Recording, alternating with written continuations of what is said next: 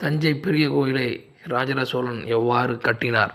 சுமார் 1000 வருடங்களுக்கு முன்பு சோழ சாம்ராஜ்யத்தைச் சேர்ந்த ராஜராஜ சோழன் ஆட்சி செய்தார். அவருக்கு ஒரு பெரிய ஆசை இருந்தது. அது என்னவென்றால், உலகத்திலே மிகப்பெரிய சிவலிங்கத்தை நிறுவி அதை சுற்றி ஒரு அற்புதமான கட்டட வேலையை கட்ட வேண்டும் என்று ஆசைப்பட்டார்.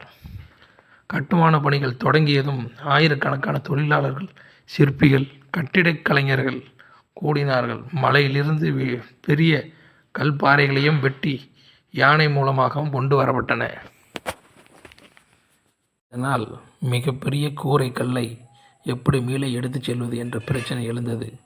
அது பெரியதாகவும் கனமாகவும் இருந்தது. எந்த வழியும் பலிக்கவில்லை. இதனால் ராஜராஜ சோழன் மனம் குன்றினார். ஒரு வழியில் ஒரு வயதான முதியவர் குழி தோண்டினார். அதை கண்ட ராஜராஜ சோழனுக்கு கூரைக்கல்லை மேலே எப்படி கொண்டு வர தெரியும் என்பது புரிந்தது. இதனால் முழுமையாக கோயில் கட்டி முடிக்கப்பட்டது.